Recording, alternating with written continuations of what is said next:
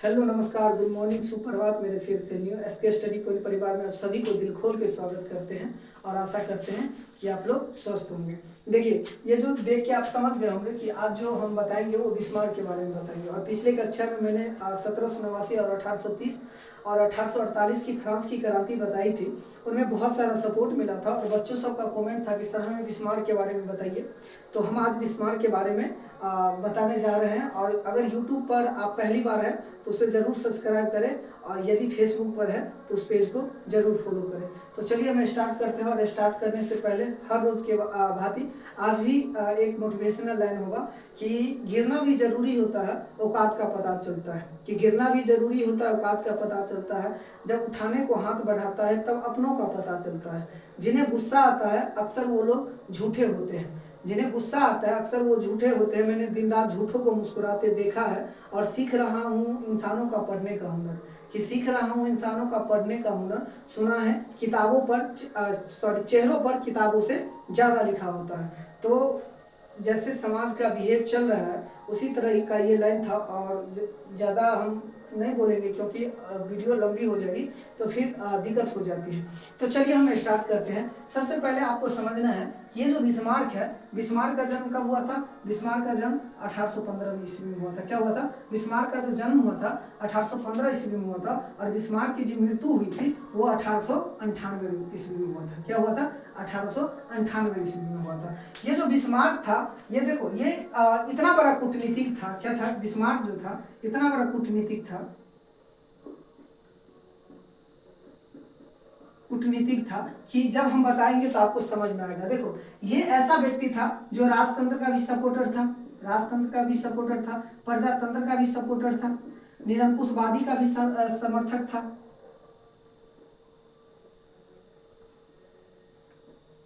निरंकुशवादी का भी समर्थक था, और राजा का भी समर्थक था। क्या था? राजा का भी समर्थक था। ये ऐसा कूटनीतिक था, ये सभी चीज का समर्थक था। और इस समय जो जिस समय ये आया था, ये जिस समय आया था उस समय यहाँ का जो शासक था वो विलियम प्रथम था। क्या था? विलियम प्रथम था। विलियम प्रथम का कहना था, विलियम प्रथम का कहना था अगर जर्मनी का एकीकरण करना चाहता है, अगर जर्मनी का एकीकरण करना चाहता है तो सबसे पहले आपको बाधा कौन करता था? ऑस्ट्रिया, जिसकी राजधानी कहाँ है? वीना। ऑस्ट्रिया और फ्रांस को हटाना पड़ेगा। क्या करेगा? ऑस्ट्रिया और फ्रांस को हटाना पड़ेगा। उसके बाद क्या होगा? जर्मनी का एकीकरण संभव हो सकता है। इन्होंने क्या किया कि विलियम प्रथम के विलियम ने प्रथम जब ये बात बोला तो इन्होंने सोचा कि अगर ऑस्ट्रिया और ऑस्ट्रिया और फ्रांस को हटाना है तो उसके लिए एक बहुत बड़ा सैनिक व्यवस्था होना चाहिए। उन्होंने क्या किया कि एक बहुत बड़ा सैनिक संगठन बनाया। क्या किया? सैनिक संगठन बनाया। उन्होंने क्या किया? बिस्मार्क सैनिक संगठन बनाता है। और सैनिक को, इनको पता था कि सैनिक को अगर वेतन अच्छा दे, उनको घर अच्छा दे, उनको खाना अच्छा दे, वही सैनिक आपको क्या करेगा? युद्ध में ठहर सकता है। इन्होंने कहा कि भाषण देने से अच्छा है, भाषण ज्यादा मत दो, काम करने का प्रयास करो। इन्होंने एक बहुत बड़ा सैनिक का गठन करता है जिसमें इन्होंने किस पे ध्यान देता है? इन्होंने वेतन पे ध्यान देता है, इन्होंने घर पे ध्यान देता है और खाना पे ध्यान देता, खाना पर ध्यान देता और अच्छे स्वास्थ्य यानी हॉस्पिटल, जिसको स्वस्थ हॉस्पिटल व्यवस्था भी कराई जाती है इनके द्वारा। कहने का मतलब क्या था कि जब ये तीनों चीज करता है तो इसमें विलियम प्रथम क्या करता है? इनको सपोर्ट करता है। विलियम प्रथम क्या करता है? इनको वेतन देने में, खाना के सैनिक का जो खाना होगा उसमें समर्थन करता है। और याद रखना है कि 1862 ईस्वी में बिस्मार्क पर्सा का राजा बन जाता है। कब बन जाता है? पर्सा का चांसलर बन जाता है। कितना? 1862 ईस्वी में। कहाँ का चांसलर बन जाता है? 62 ईस्वी में। और ये इतना बड़ा राजनीतिक था, इतना बड़ा कूटनीतिक था, ये क्या करता है कि फ्रांस से भी दोस्ती कर लेता है, फ्रांस से भी दोस्ती कर लेता है, और ये ऑस्ट्रिया से भी दोस्ती कर लेता है, ऑस्ट्रिया से दोस्ती कर लेता है। देखो अब क्या होता है कि ये फ्रांस से भी दोस्ती कर लेता है और ऑस्ट्रिया से भी दोस्ती कर लेता है। इन्होंने क्या करता है कि 1864 में क्या करता है? 1864 में क्षेत्र के लिए लड़ाई होता है। किसके लिए लड़ाई होता है? क्षेत्र के लिए लड़ाई होता है। इन्होंने क्या करता है कि ऑस्ट्रेलिया के साथ ये क्या कर लेता है? एकदम गठबंधन कर लेता है और फ्रांस के साथ युद्ध कर लेता है।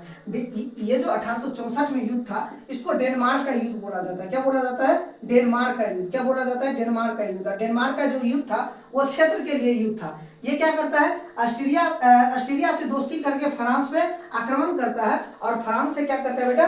फ्रांस से क्या करता है? सेल्सविंग राज जो होता है, क्या होता है?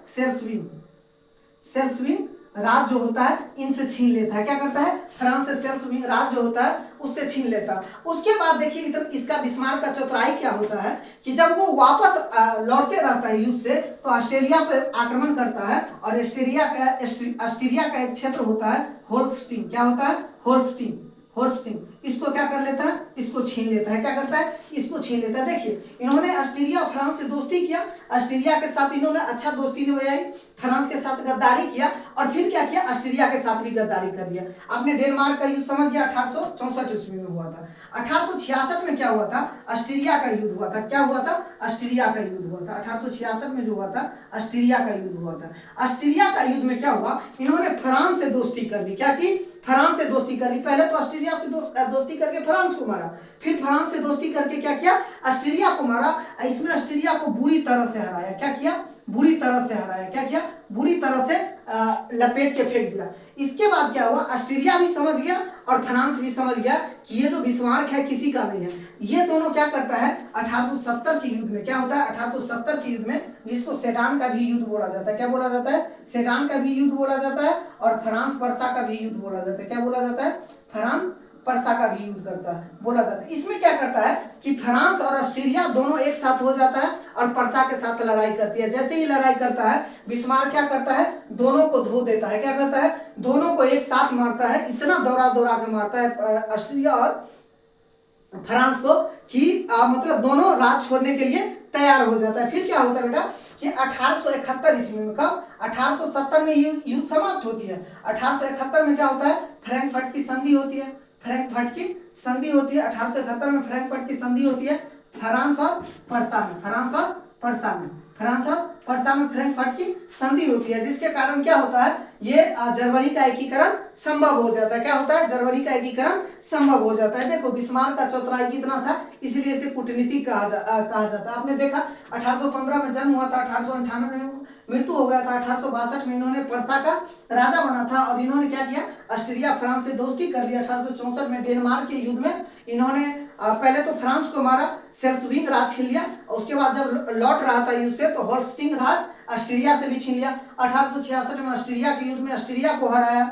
1870 में फ्रांस और ऑस्ट्रेलिया दोनों मिलकर पर्सा से लड़ा, लेकिन किसका हार हुई? ऑस्ट्रेलिया और फ्रांस की हार हुई। और इसी के साथ 1871 में इन्होंने क्या किया? एक जर्मनी का एकीकरण संभव कर सका। तो चलिए आपको बताइए वीडियो कैसा लगा। अगर वीडियो वास्तविक में अच्छा लगा, अगर हेल्पफुल लग रहा है, तो आप जरूर कमेंट बॉक्स में बताएं, और दिल भेज के हमें जरूर बताएं। और बार बार बता रहे हैं कि अगर यूट्यूब पर है तो चैनल को सब्सक्राइब करें, जिसका नाम है SK स्टडी पॉइंट। अगर पूरा वीडियो देखना है तो वहाँ SK स्टडी पॉइंट यूट्यूब पर सर्च करके आप आ सकते हैं और देखिए। और सोनू देव करके फेसबुक पर है, उसको आप फॉलो कर सकते हैं। तो चलिए मिलते हैं नेक्स्ट वीडियो में। आशा करते हैं कि आपका दिन शुभ हो। All the best. आप कमेंट बॉक्स में इंतजार करेंगे कि अगला आपको कौन सा टॉपिक पढ़ना है, तो आप जरूर कमेंट बॉक्स में लिखिए। मिलते हैं नेक्स्ट वीडियो में।